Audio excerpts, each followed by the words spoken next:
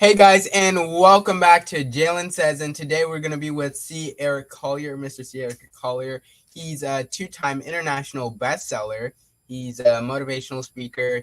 He speaks with a lot of youth, and he really just ups you, like keeps you lifted. So he's a really nice guy. I met him multiple times.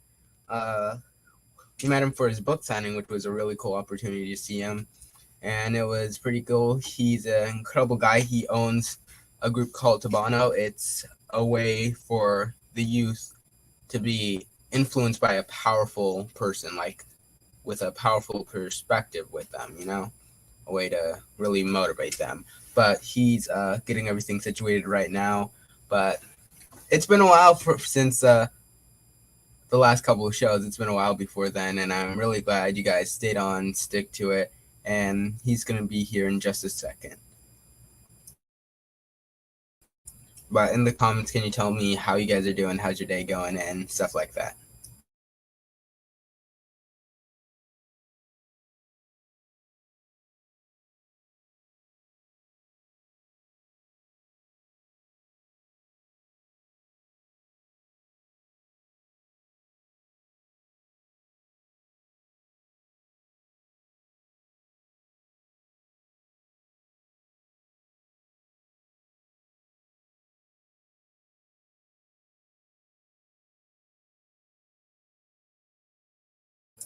And here he is. I was about to pull up a video of him, but right now we can see him in real time. Hello. How are I'm great, Jalen. How you doing, man? you doing? Incredible. Hey, Thank it's great to be back with you. It's funny how if you just push that camera button, everything will go live, and you. Yeah, wow. Well, thank you for being here. And you do a lot with the youth and the community, but can you just start off with what you're doing right now? Because you're a two-time international bestseller. So what's that all about? Thank you, man. I'm really excited about where I'm at right now. Yes, I am a two-time international bestseller, and yes, I get a chance to speak to people in over 20 different countries and help inspire and motivate them. But what I'm really excited about is I haven't always been here. And so at the point where I was at my lowest and really thinking that I was done in this world, I didn't have anything else to offer and just struggling with finding my way as a father and as a man, I've learned that I have more power inside of me than just the athletics that I thought it was always my way out.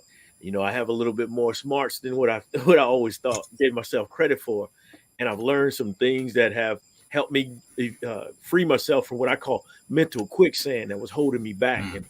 And so now I just work my whole life, or now my life now mission is to help the students that I work with, as well as help the career professionals and other athletes and veterans free themselves from mental quicksand so they can go ahead and start living the life that they want to live. Okay, so with your mental quicksand, were you just a really into athletics and sports? Yeah, man. I was since 6 years old. Wow. I was sports all over the place, man. I tried to play everything I could possibly Wow. play, and even played a little hockey from at one point.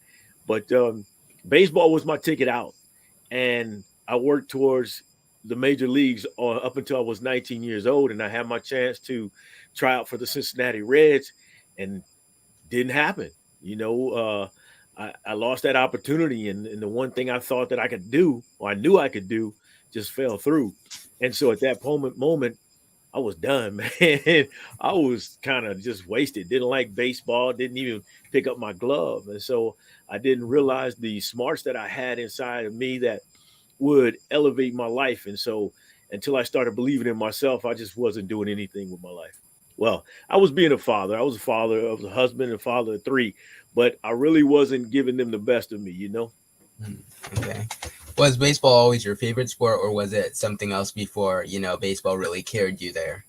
Yeah, baseball and football both came at 6 years old, so they were both there. I mean, I always it didn't matter. My dream was I was the best running back in the league. I was the best tackler in the league.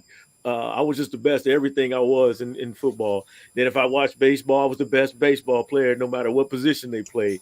Basketball, I was everybody. So it was just the love of just being the athlete and competing that was my thing. I hated losing, man. I hate losing with a passion. And that passion for not losing and my passion for staying on the court, the field, was I had to work and get better. And so it drove me. And so that was it, man. I love sports. Yes. What's your overall favorite team out of all the sports? Ooh, ah, yeah, all those sports, man. I give you I got to break it down. So we go college football. My love for the Georgia Bulldogs, you can't take that away from me, baby. Yeah. Go Dogs. I love it. Back to back national championships. What? And I love the now Las Vegas Raiders and the New York Yankees. And I don't really have a basketball team, but it was, I do enjoy the sport. Okay, yeah. When you left baseball, sorry. When you left baseball and you were in that slump, what really took you out of there? Man, so a guy came to my house one night. I'd met him for the first time, and he just simply asked me. He said, "Man, what have you done the last 5 years to really reach your goals or accomplish, get you closer to accomplishing your dream?" And I'm like, "Nothing." And he said, "Well, what are you doing now to change things?" Nothing. He said, "Well, if you're not doing anything now, you haven't done anything the last 5 years." He said, "What do you think your next 5, 10, or 15 years are going to look like?" And that's when it hit me. Jalen, Jalen, it was like he just kind of boom punched me dead in the face, man, in front of everybody. I felt really small. My wife was standing there, my 3 kids upstairs, my friends sitting around in there, and I'm like, I don't want this to keep going. So I asked him, I said, "How do we change it?" And he showed me the way, man. Wow. And did he immediately carry you over to motivational speaking, or was it something else? Nah, the first thing he did was after that assessment, he told me to meet him the next day. I met him the next day at his house because he worked from his house. And so that was interesting to me. And he just basically he asked the question he asked me, he said, what are you reading? And I said, nothing. And at 30 years old, the only book that I ever read from cover to cover was The Godfather. Love that book, man. But he picked up one of the picked up the books, and I think it was Think and Grow Rich. And he says, do you know why they make these books? I said, no. He said, well, they have the secrets to success in them. And he said, and then they put them on the bookshelves and they know you're not going to buy them. And I said, whoa, game changer. So I wanted to know how to think and grow rich. So I started reading from that point on, and it's really changed my world. And one of my favorite books, Les Brown's Live Your Dreams was one of my favorites, but also one that really inspired me was Dr. Dennis Kimbrough's What Makes the Great Great. And and and and I'll tell you how well it inspired me. I think it's 370 some pages in it, Wow. and I would push it aside because it was too big. I'm like, no, I need to read these little books. And I ran out of the little books, and I had nothing left but that book. And I Like, picked that. man, finally. The day's come. Yeah, I gotta tackle that mountain. And so I picked up that book and read it in a few days, man, and it has inspired me since. So it's one of my go-tos when I talk to my students, when I talk to the career professionals that I work with. That's big for me. So that was what pushed you to motivational speaking, or were No, there levels to it? it was levels to it. It was levels to it. So I read Les Brown's Live Your Dreams, and I actually was listening to the guy introduced me to Les Brown's cassette tapes, and I had them in my car because I'd go see him. I'd listen to him speak, and I met him a couple of times, and it was after meeting him and getting my book signed, and I was like, I want to do this because he really made me feel good. And to hear somebody tell you you have greatness in you, you don't believe it at first. He's like, oh, that doesn't even sound right. But when you start believing in that and what you have inside of you, man, you can change your life. And not only change your life, you can change the world if you just go after it. But it started in 2004. I told a friend of mine, I said, man, I want to speak. I want to work with Les Brown, and I want to really learn from him. And he said, well, what's stopping you? And I had all these excuses. My mental quicksand started flowing. And I had all these excuses on why I couldn't. And he looked at me and said, sooner or later, you just got to do it, right? It's like boom, yeah. But I didn't do it.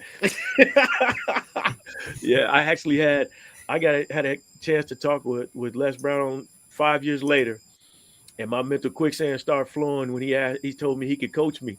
I'm like, nah, no, I'm not. No, I can't do that.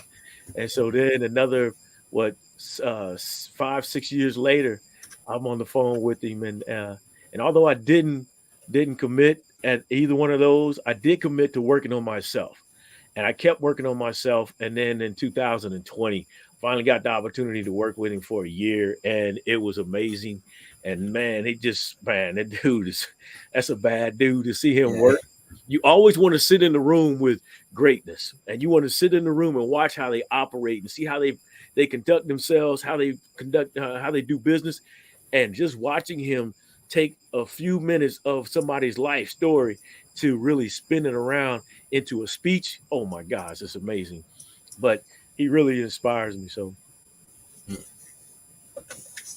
So when you got to like see him, mhm. what was like the main energy flowing off of him? Like how did you feel with it? Well, you get off a call with him, and you just be so energized. It's gonna take you a while to go to bed. It's like And coffee. yeah, yeah, man. It's like taking coffee at 8 o'clock at night.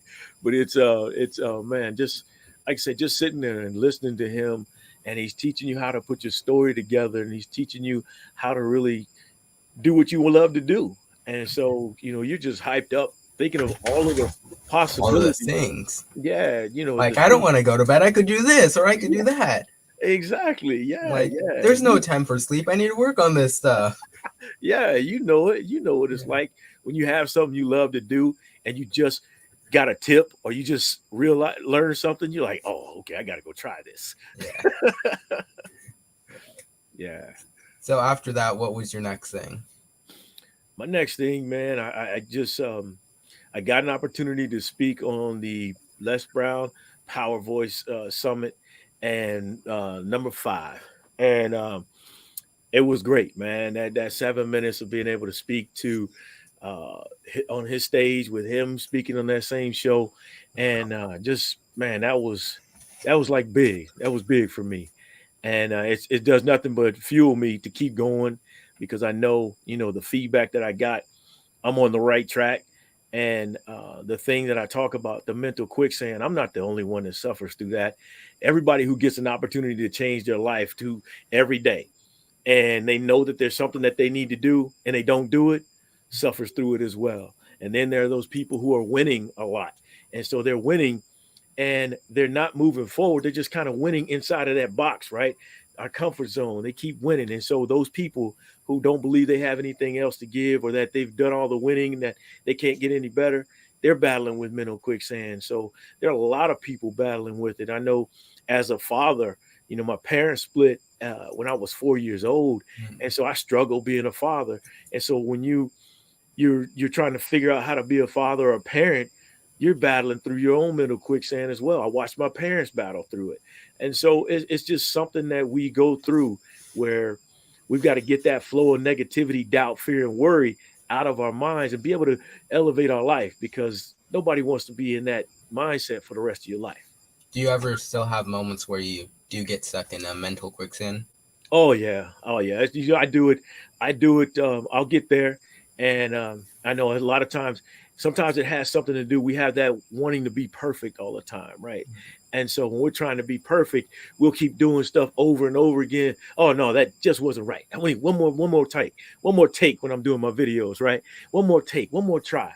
Well, you're never going to be perfect but we want to be so perfect that we can get stuck in our own mental quicksand and never really release that video. We never really attempt to show what we've been working on. I used to tell a buddy, I'm working on my golf game. I'm gonna go play in this tournament.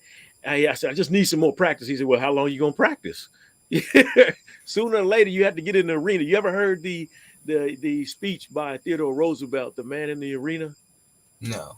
Yeah, he will take a look at that. It was Citizen of the Republic. And he talks about the man in the arena.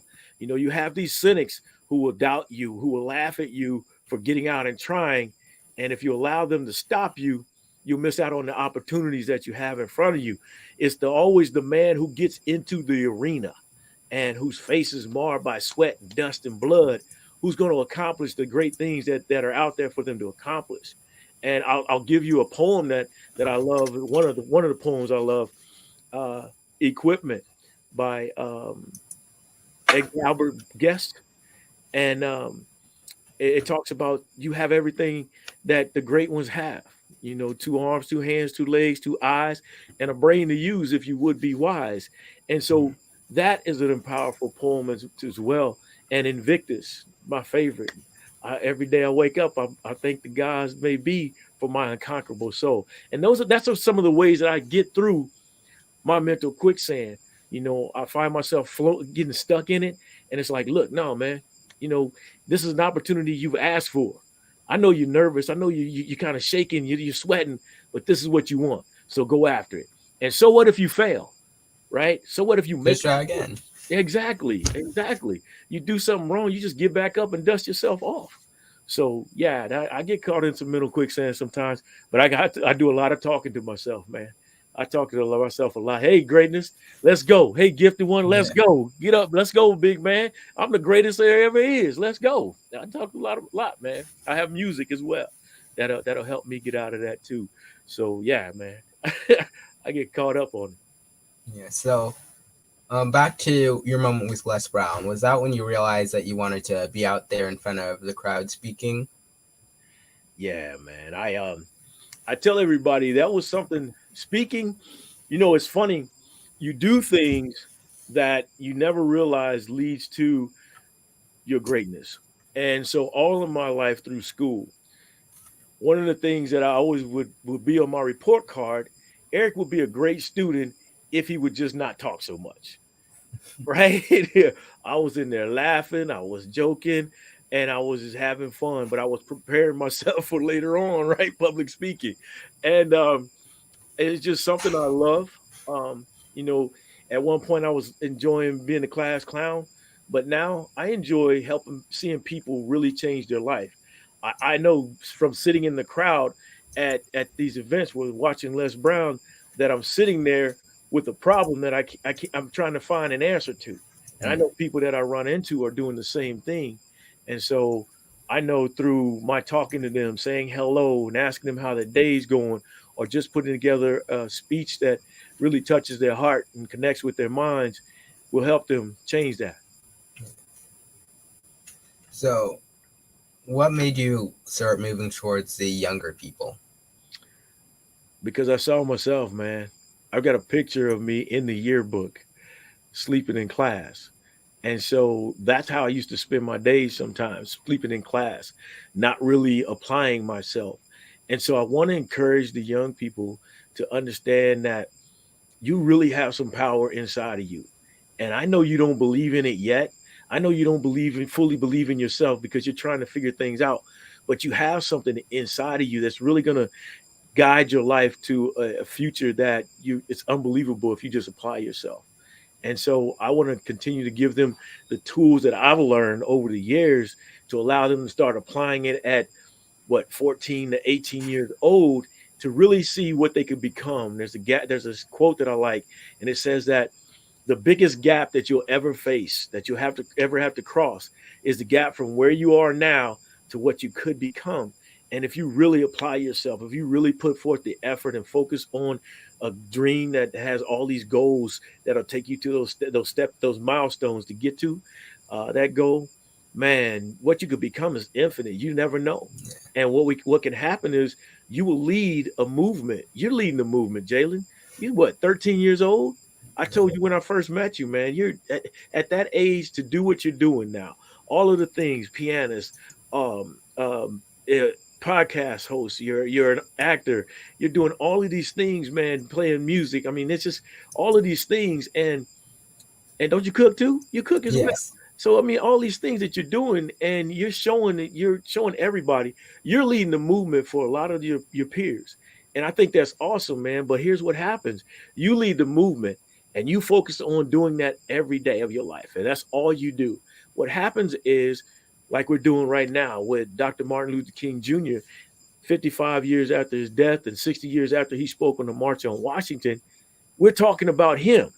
So the legacy that you leave, the people that you connect with and leave in the future after you're gone is huge, man. Yeah. So it's impacting. You can impact. I was once asked the question. I'm sorry. I'll answer it in here in a second. I was once asked the question: can one person change their life? And quickly I said no. I mean, change the world. Quickly I said no. And then I changed it to yes because I really wasn't sure. And I didn't want to be laughed at. But when you talk about Dr. Martin Luther King Jr., you talk about some of these people who have lived on this earth, this planet, and you think about it, yeah, one person can change the world. Yeah. So that's your goal with influencing the younger minds to give them into you could change the world mindset. Yeah, man. I mean, you, Jalen, man, you're 13 years old, and I stepped into high school with freshmen, sophomores, and junior, my first year mentoring up here, and I had students telling me they didn't have any dreams. They wasn't focusing on anything. They didn't have anything to hope for. And think about that, man. Could you imagine your dreams just being taken away from you? Can you imagine that you've been beaten up so bad, and I mean mentally and physically, to where you don't even dream because you're worried about what everybody else is think, what somebody's going to do to you. I mean, it's not good, a good place to be. So yeah, I think it's important that I work with those high school students to help them. Yes. So what makes you, push yourself to do this stuff? I've learned, man. Like I said, when I started at 6 years old, my mom always told me. She said, "I don't care how bad you don't like it or how hard it gets, you can't quit." And so that's always something that's been instilled in me is not to give up. Although I did during that time frame after I lost baseball, but it's right now having a goal that I know is life is bigger than me. So having that goal of being able to help change the world, help impacting lives that are struggling with coming out of that mental quicksand. I want to inspire people. And so that dream takes me to connecting this infinite puzzle that's going to take me around the world to connect with individuals and help them. So that's a drive for me to be able to help others really get out of that mental quicksand that they're stuck in and sometimes they die in. Mm. Well, we have one question from the audience, and it is, what song inspires you? So I went through a 352-day layoff and I was struggling on this roller coaster ride just trying to get hired. And one of the songs was Smile by Kirk Franklin. Mm. That was one because, even through the dark times, man, and you just keep smiling and keep it working and you keep working and working and working. Eventually, you'll get through the storm. And I'll give you an example. I went through that 352 days and I had a coworker that um, I knew, I was working my part-time jobs with UPS and cleaning and things. But I had a coworker said, you know what? I didn't know you were going through all of that because I explained to her I almost lost the house. Lights were getting cut off. Water was getting cut off. We were struggling. We get that little paycheck. We get that paycheck, which I'm grateful for because it kept us going. But that paycheck from the part-time job or the UPS or what have you, and it kept us going. But we'd get it, and we didn't have much to go to the next paycheck. So I was very grateful for those opportunities to keep going with that. But I kept in my head, I wasn't whining, I wasn't crying. I just kept my head down and just kept working and kept being me, happy, smiling, greeting people, and just talking to people. So yeah, I also listen to the Score. That group, the Score, is music that I love. It really inspires me, pumps me up, and so that helps as well. But I Yeah, I got think I listened to them too. yeah, hey, I Yeah, love it, man. It's really good, isn't it? yeah, yeah. It is. Yeah. So, also, let's go back to your books. All You right. have two books, and they're both, international bestsellers, which is incredible. And Thank you. what are they both about? It's about coming out of that mental quicksand. Really is. I battled a monster during that 352 days, and it wasn't just my monster.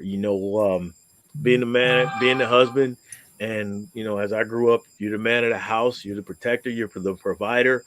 And so I really didn't realize the effect that it had on my wife. And so I had to keep my head up and tell her, hey, it's gonna be all right. Hey, don't worry about it. Don't worry about it. We're gonna be all right. We're not gonna lose the house. This is not gonna happen. That's not gonna happen.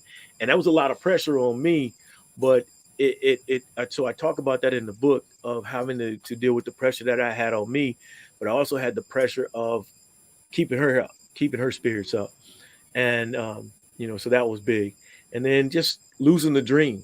That was another one. So losing the dream, man. Once your dream is gone, what do you do? Where do you go? And sometimes we think, we go into a pity party, and like I did from 19 to 30, I lost my opportunity without realizing that there's something bigger coming down the line, right? So sometimes a dream deferred is golden for you, because now you have to you have to transform into somebody else that you've got to become. You got to tap into to the real potential that you have inside of you. So I talk about that as well.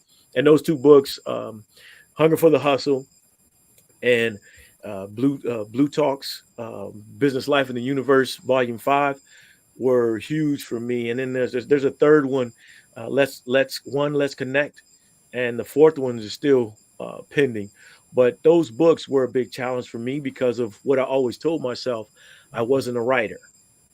And the more you tell yourself, I say the more you sell yourself, the more you're buying, right? The more you start believing that you're Yeah, not the more that you person. convince yourself, Yeah, you're not going to be able to do that. yeah, exactly. And so I always said I wasn't a writer. So when I got the opportunity, because of my new mindset that I've transformed into, of challenging myself and taking risks, I immediately said yes to writing and on those books, and it's really changed my life. So it's real cool. It's really cool. Yeah. So, back to your younger years when you're 19 and under, Yeah. you said that your mom told you something that made you keep sticking with what you're doing. What other things from your past have you really held on to?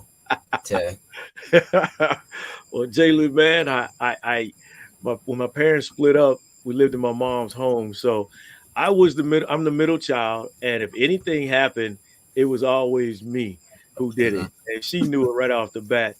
But she would always tell me, what you do in the dark will soon come to light. And, and it was always, I know you did something. I haven't found out yet, but when I do, I'm going You're to let done you. for. Yeah. And, she would always tell me, man. She said, you ever milk a cow? You ever been to a dairy and milk a cow?" No. So I grew up in a small town, and they had farms around, and so we would go out to the farm, and they would milk the cow. And so what you got is the cream of the milk would rise to the top, and that's all the good stuff, your ice cream and your Cool Whip and all that stuff is made from. And so she would always tell me, when you're having a bad day, she said, Eric, don't worry, the cream always rises to the top.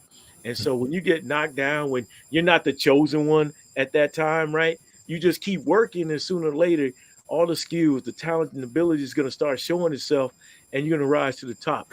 A lot of people will go out there and scream and yell that they should be in charge and everything else, and they'll get their opportunity because they're the squeaky wheel. It always gets the grease. Yeah. But when you just go keep your head down and just keep working, the cream always rises to the top. So that's just a few of them. She always told me too that if she would tell me to do something, I wouldn't do it, and I would get in trouble, and then I turn around and do it again. And the one thing she always told me, she said, "Boy, you don't believe fat meat is greasy." And so what it's saying is, you keep doing dumb things, and it keeps ending up in a bad situation for you. So you got to change your mindset sooner or later.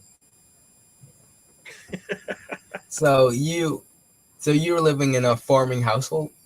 No, no, we weren't farmers. We would so my aunt, used to introduce us to going out to the farm, and they would get eggs out there, they would get milk out Wow. there, and they would actually milk the cows. So yeah. Guess you're getting it at a discount, huh? It was interesting. It wasn't my thing. I'm like, I'm ready to go. I don't want no parts of I this. mean, people these days probably would do that now. The egg prices. Oh my gosh, the eggs, man. Those are golden eggs right there. Yeah. So, what was your childhood life like before? Well, not with sports. Like, what was it like besides Yeah. sports? Well, growing up in the home with single mom, well, yeah, single mom. My dad was around. Don't get me wrong. My dad was around, but 24 hours a day we were with my mom, and she's responsible for the three of us, and eventually me and my brother. And there was time when me and my brother had two pair of pants. One was his, one was mine, and we'd rotate clothes. She'd go down, we'd get the government cheese, government bologna. She'd work and clean houses, and she'd work nights working on the railroad. But the one thing we saw from her was that she never gave up on herself. She never, um, you never saw her with a pity party. She would keep going, and eventually she would run 4 housing projects. And so that was big, and so that was a great example for us.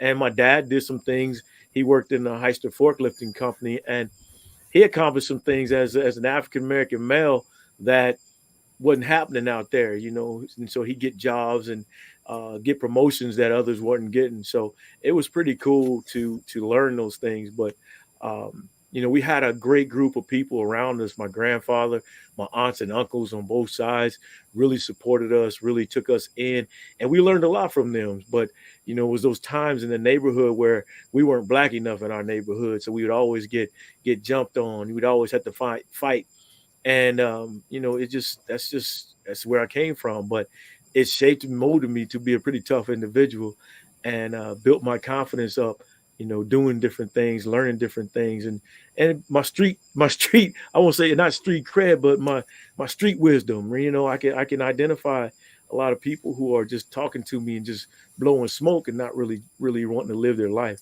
So it's interesting, man. It was cool. So, did you ever win any of those fights?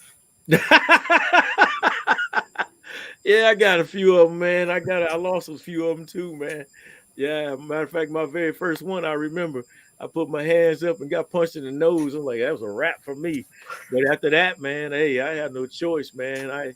I learned. But it's that fight that you have right there to prove a point. It's the same fight that you had to have to save your life and to be able to focus on the goals and dreams you have. If you put that energy of hate into your goals, man, and you can just accomplish so many different things.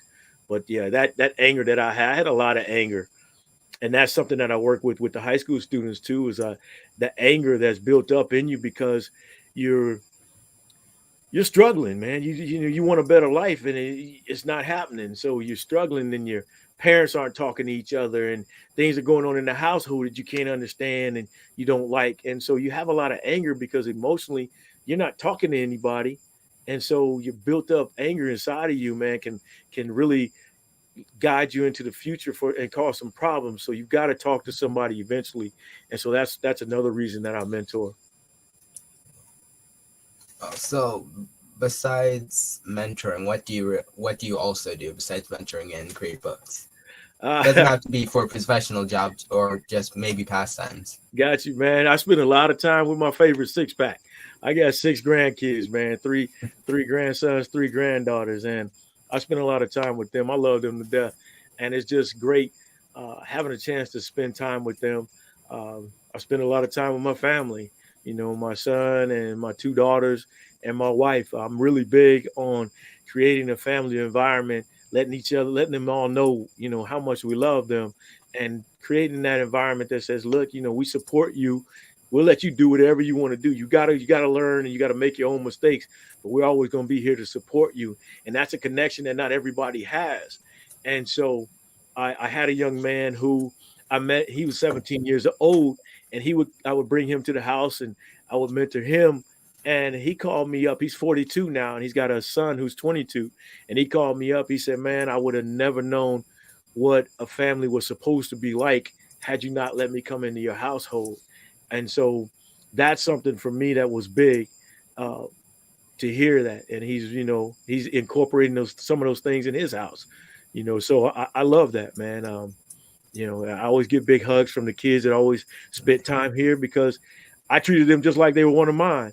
Y'all can come in, y'all can have fun. I'm gonna feed you, do whatever. But if you mess up, everybody's going in the backyard and we doing boot camp. Yeah. But I also coach sports, so I've done quite a bit, man. What sports do you coach? Right now, I just came out of retirement last fall to start coaching baseball again. My grandson started playing ball, and I wasn't too impressed by his t-ball coach. I love the fact that he volunteered his time, and I love that. But I was like, man, when you start apologizing to the parents about the kids getting their uniforms dirty, I'm like, this is probably not the place for you. So, because my whole focus was I had to play the game and I had to come home dirty. If my mom didn't wash my uniform, I did not play. I did not do well. So so I made sure the kids always have sliding practice. Yeah. If the uniforms aren't dirty, you did something wrong. Exactly. Yeah. So, do you take up any other hobbies like mini sports or TV or any cooking or anything like that? You know what, man? It's all right now. It's a lot of it's focusing on perfecting my craft, learning the knowledge that I need to really reach out and touch the hearts and minds of the people that I want to reach. That's a lot of my focus. Um, it's not that I don't love. I play catch with them. I do what I can, but I spend a lot of time when they're not around, focusing on that. That's because that's a passion of mine. When I do break and do some things where I like to learn from different speakers. I like to watch movies. My wife and I, we just watched a movie the other day, You People, that we really enjoyed. And then we turned around and watched another one called Stutz Yeah, that we my enjoyed. my mom was about to watch You People a little bit ago. But I do take some free time, man, to do some things I love. It's just a lot of it is I'm limited to what I can do and how much time I can spend. But I'm happy with that because I've just created a podcast. So, guess who's going to be getting a call? I'm working with Stephen Ward, somebody I met, the overthinker, somebody I met, and Les Brown's Power Voice. And the dude is awesome. I love him, man. His voice is powerful. His message is powerful. And we partner up to create conversations with Eric and Steven. And it's all designed around helping you answer the question, how am I going to get out of another setback? So we all focus on experience that we've had with the mental quicksand, depression, anxiety, and just those different challenges to help people. So that's been a big focus of ours, as well as I support Doreen Wood and the Circle of Love United group. We host it's called From a Man's Perspective, every third Saturday. So I'm doing that as well. And that stuff, man, is just what I love to do, man. And I can't, and don't get me wrong. One of the reasons that I do what I do now, and the big reason is because I want my family to realize that they have the power to change their life too, that they can create a future that they want to live in. So that's my big driver and why I do it. So I always try to let them see the accomplishments that I'm having, because when I first started to become a motivational speaker, they go, "Oh, Dad, I don't want to hear that stuff." Yeah, just another talk. Yeah. So now Don't spend all your money in one place, stuff like that. Yeah. yeah. You know how yeah. But it's those examples. The results get buy-in. The results are proof of concept. And so when you're getting out there, putting yourself in the arena, getting the results, even though you get knocked down, something's coming out of it. Yeah. So before, when you're talking about hobbies you did to perfect your craft, do you read books about what you doing right now, or do you read any types of different books than you did before? Yes. Like I said, The Godfather was the only book I read up to 30, but now I pick up books. You would have never seen me pick up a book called Psycho Cybernetics by Maxwell Maltz. Never happened, right? It never happened.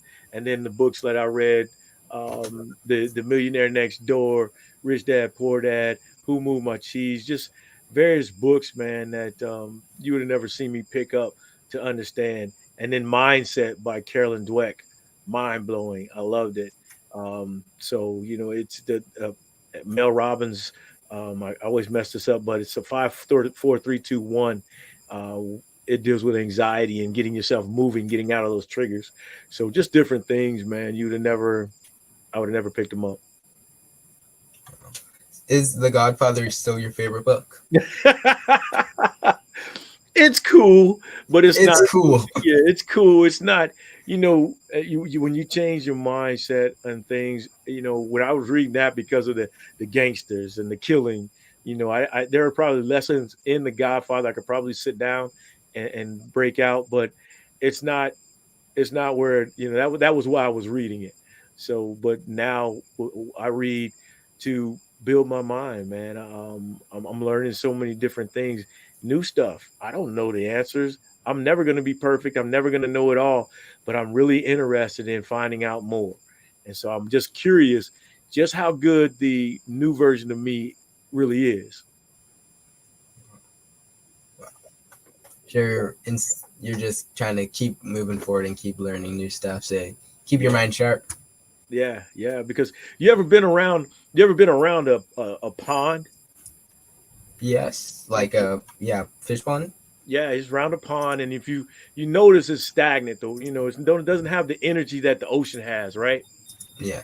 It doesn't have the energy that the ocean has. And there are some ponds that the algae starts and the bacteria and everything else has taken over the pond, and it really starts to smell bad, right? Mm. Yeah, that stagnant pond. I don't want my life to be that way again, where my life is stagnant. I'm not moving. There's no energy to it. There's no focus on anything new. I'm doing the same thing every day. I don't want it to start stinking like that again. So I keep moving because I know that there's bigger purpose for me. And I know that I've got to keep moving every day because there's something more out there for me to accomplish. And no matter how much I win, no matter what accomplishments I get, the awards or whatever, I still got to keep moving every day. Wow. So, do you feel that now you have evolved into an ocean? I'm like an ocean. Yeah, I'm always into something. I'm always moving. I've got the energy, man. And like I said, sometimes I do get a little. I do die down, just like the ocean does. But I'm always moving, trying to find a way to keep it moving. And so, yeah, I love it, man. That's energizing. So, what's your next goal? What's your next step doing what you're doing? My next step is I want to get out there and actually get on a plane and go to these different countries that I've gotten to connect with the people virtually. I want to go to these countries and spend time over there and speaking and helping people really get out of their mental quicksand, understand the importance of getting out of their mental quicksand, and then be able to help them see what it's like to be able to accomplish those things that they can accomplish that they didn't even believe was even possible for them.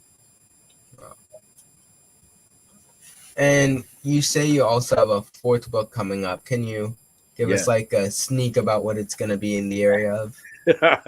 It's still going to be important personal development, and it's another collaboration. A gentleman asked me to join in, and it's going to be along the same thing, but it's all about uh, you know elevating your life again. It's all about elevating. How do you incorporate habits that are going to get you to the next level? And so it's all around destination, determination, and destination.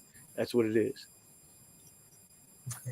Do you have any other speakers that you'd like to connect with to spread, motivation? Man, I got a long list that I'm grateful for every morning that I talk about connecting with. And there's always Oprah, there's always Les Brown. I want to actually be in person with Les Brown and work with him. There's ET's a bad dude. Eric Thomas, Inky Johnson, those guys. um, Dr. Dennis Kimbrough, I want to be out there working with him as well.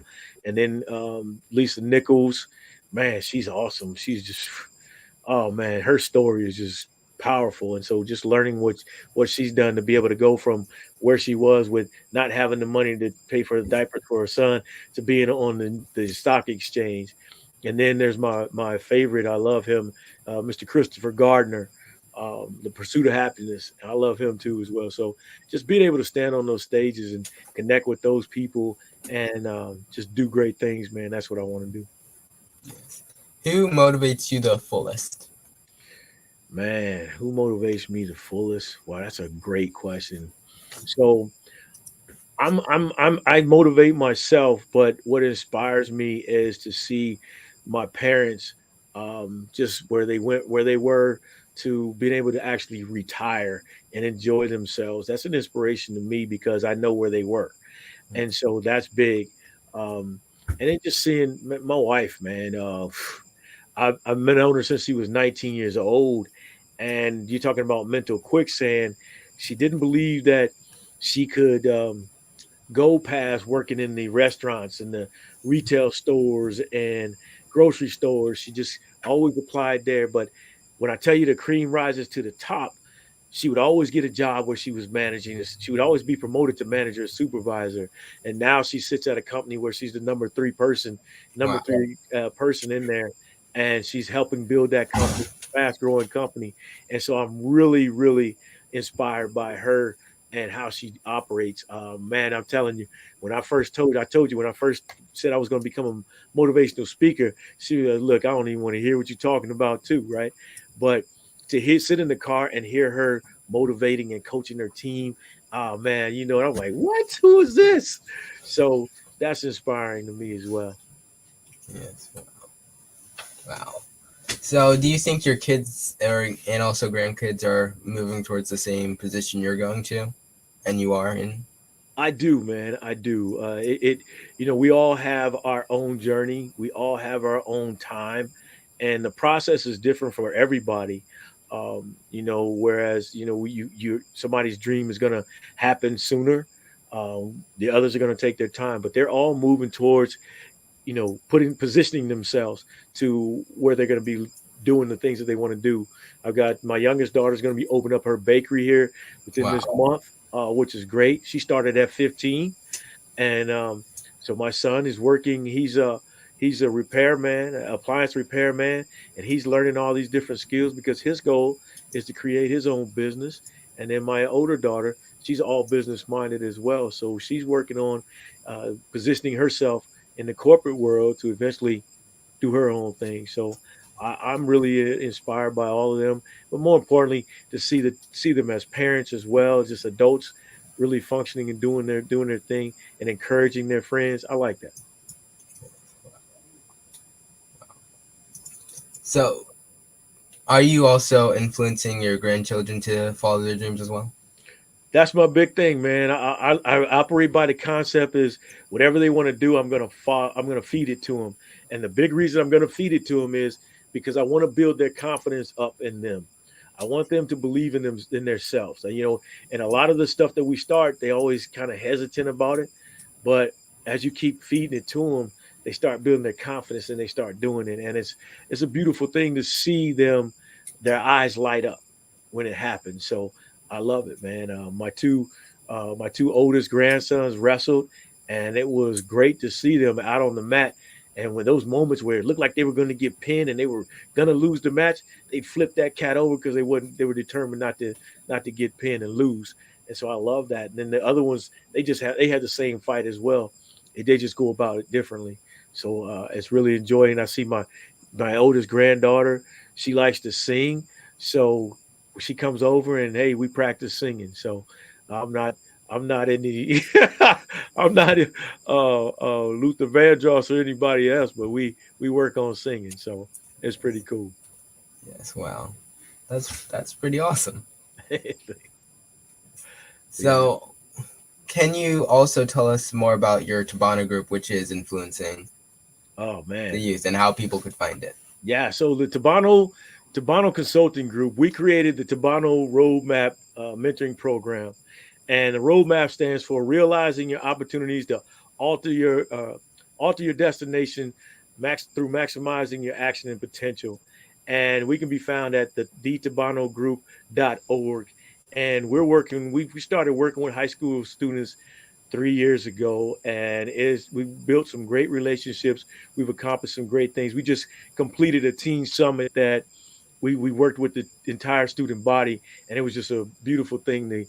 Uh, the administrators loved this, the teachers enjoyed it as well, and they're looking to do it again. So we're really excited about that. And it's funny because I tell you, my life is your life is about connecting. We're all connecting this infinite puzzle in life, and so we got to connect to people.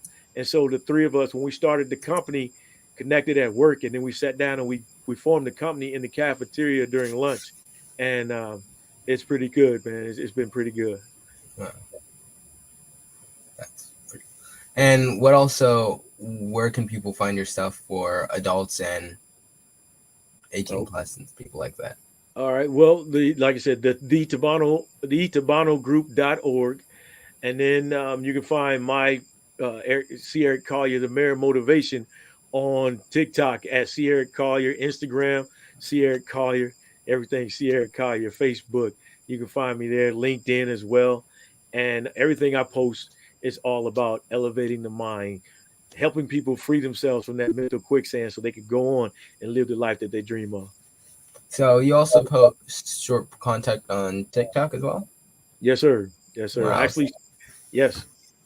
wow, that's pretty cool. So what type of wisdom do you bring there? It's all about identifying what it is you want to do in life. So we go back to imagine standing at the door of an opportunity, and rather than opening the door of opportunity or kicking the door open, you turn around, walk away, and go back to the life you don't want to live. And a lot of people are living that way. And the reason they don't open that door of opportunity, they don't take that commit to taking that action, is because they're stuck in that mental quicksand. That negativity, doubt, fear, and worry starts flowing in. That on the other side is a bunch of unknown horrors, the things that they're going to have to give up, the things that they might fail at, the things that they may not accomplish. And so they don't want to walk through that door and understand and see themselves failing. They want to stay perfect, and they want to stay in that comfort zone where they're really not comfortable and they're not happy. So that's what I talk about. Well, and you're also a contributor with the Modern Warrior magazine. Yes, I did that for a year. I did that for a year. No longer contributing there, but I did do that for a year. Again, wrapped around my mental quicksand of freeing myself from that mindset of I wasn't a writer, and I got some great feedback there. I really enjoyed that. Do you have ideas of making your own magazine? I did not think of a magazine. I have been approached about the book, my own book, and so that's something I've got to work on. I think it's going to be a beautiful thing when I figure out how to structure it. I've written some things that I want to include in that book, and so it's just a matter of putting it all together. So I didn't think about the magazine. You just sparked something there. I'm gonna have to take a look at that, Jalen. Had to Okay. make sure I give you credit for that. Nice, nice. Make sure you have me on. Make sure you have me on. Oh man, I told you, man, when I met you, I was really inspired by you, man. At what was it, 11 years old when we connected? When we connected, and the things that you're doing at 11 years old, you came in and talked to my high school students at 11 years old. Think about that, right? And you inspired them. So what you're doing now, and I'm telling you, you're leading a movement, man, that's going to encourage a lot of people to really step out of their zone and go, I can do what I want to at any age. And so I encourage a lot of people to check out the book, The Power of Broke. And I say The Power of Broke by Damon John, because it's about there's some teenagers who are creating businesses that making millions. I also encourage. There's a young man who was on Shark Tank, who created I think a $15 million uh, clothing line. He's 15 years old. So, you can do it. It's just a matter of what you're willing to go out there and do. Are you going to be creative enough to really get out there and try it? Are you going to be willing to stick to it even when it doesn't work out? And then to get up and make that commitment to do it every day, even though you don't want to. And so there's a lot to it. But if you do that, imagine at 22 years old, you're a millionaire, and you now have people working for you, and you're running a successful company. Think about that. Wow, that's pretty huge. Yeah, that's a lot of power. You think about the power that time gives you, right? Power creates a lot of time, or time creates a lot of power for you because you have choices now when your money's right, when your decision making is on focus with and on point with what it is you're trying to accomplish. You're more, that time is valuable to you. And so when you're giving it up to a job every day that you don't like, or you're giving it up to spend time with people you don't really connect with, or who aren't really in it for you or really helping you, you're wasting a lot of your valuable time that you never get back. So it's important to create opportunities for yourself and surround yourself with people who are willing to support you and that you can compare, you can partner up with and be able to help others. So yeah, it's very important. Power, man. Yes. Well, I have a couple wacky, I guess, questions that I'd like to ask before we get off. All right, cool. So, first one, what is your favorite food? My favorite food. Ooh, man, if it ain't barbecue, it's manicotti. That's an Italian dish. So, but I'm gonna go manicotti, man, manicotti. Okay. Let's say you had nothing to do for the entire day. What would you be spending your time relaxing with? Yeah. Yeah, that would be tough. I probably watch. I guarantee you, I will watch my Georgia Bulldogs beating the Alabama Crimson Tide, the Ohio State Buckeyes, the Michigan Wolverines. I will be watching that on several occasions and making sure I text my buddies to let them know their team lost again. Love my dogs, man. Love my dogs. Oh my gosh. Yes. Yes. And final one, what is your favorite color? Blue. You see me in it, blue. That's my color. I'm a water baby, man. I'm born in March. That's my color, man. I love blue. You see me in blue more often than you do anything else. If it's not my red Georgia Bulldog stuff, but it's blue is my color, man. Well, one other question. When was the last time you saw a Georgia Bulldogs game in person? Never, man. I'm from Illinois. I've never been. So I'm looking to go, trying to go this year. I want to go see the Ole Miss game. So that's on my board this year to go watch the Ole Miss game. And if I can see another one, that'd be great. My goal is to get down there, get in the stadium, dog walk, just enjoy all of that, man. And Yeah, and like the person sitting right beside you that's on the other side, you're like, you lost. We won again. yeah, yeah, It's no big deal. It happens like every single time. yeah, man. I love that, man. That energy, man. The stadium I see on TV, I'm like, man, I just want to be there. Just go down there and just check it out. So, yeah. Well, before we get off because our time is nearing an end, can you tell everyone your socials and how they could find you again? Again, you can connect with me at uh, TikTok, C. Eric Collier, at Instagram, C. Eric Collier, and on Facebook, C. Eric Collier. And my website is the number one, momentumshift.com. And again, you can check me out. You can check our mentoring program, Roadmap Academy, at thetabano.org. That's Tabano, TABONO.org, thetabonogroup.org. So, yeah, man. Thank you, Jalen, man. I got a chance to watch some of your interviews before, and you interviewed all the celebrities and artists and musicians. And man, I'm really grateful to get the opportunity to come on here, man, because like I said, you're somebody who is inspiring to me, and I love what you do, and I want you to keep doing it, man.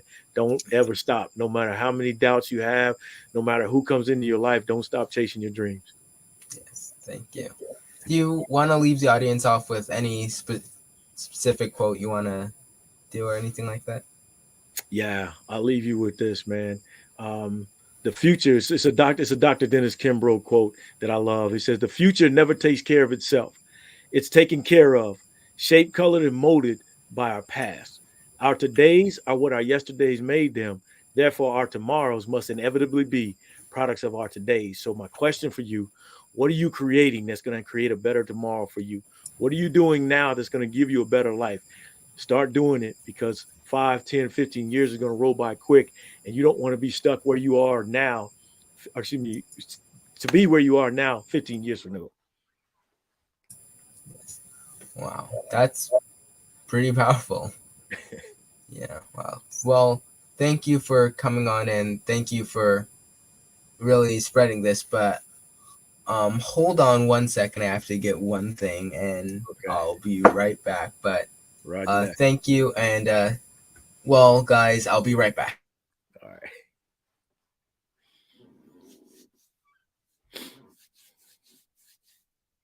Okay, and I am back. So, Quick. one final question: where can people get the book and other things like that? So you can go on Amazon. You can get both of them. The Hunger for the Hustle was actually excuse me. Um, it's actually an electronic book right now, ebook right now. It's they're working on the hardcover, and then the Business Life in the Universe is volume 5 is actually on Amazon as well. So, thank you for coming on, and just I really thank you for all the support you gave us and the audience, and I really appreciate it. Hey, thank you, man. I'm always here, man. I appreciate you. Yes, thank you. Everybody, just keep pushing. Yes, yes. And thank you to the wonderful audience out there. Make sure you like the video, hit the like button. Make sure you hit the like button. It really means a lot. And just make sure you tell your friends and family to subscribe. Help me out, all that. And just thank you. And it seems like someone is on a different side, which isn't bad, isn't bad. I mean, I'm pretty sure Mr. Eric Collier would have some words with you. But thank you guys. Thank you for coming on. And I really appreciate it. Stay tuned.